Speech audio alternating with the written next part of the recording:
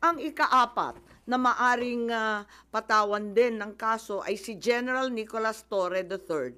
Maaring managot sa arbitrary detention. 2 counts of arbitrary detention, not only against the former president, but also against former Executive Secretary Medialdea.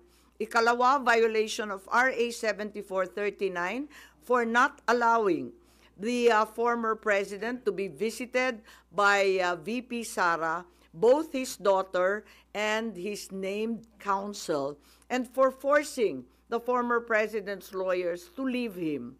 Also, the violation of 3019 for allowing himself to be induced or persuaded by General Marbil or SILG Remulla to perform an act in violation of law, rules, and regulations in connection with his official functions. Grave misconduct and conduct prejudicial to the best interest of public service ay maaari ring ipataw laban kay General Torre.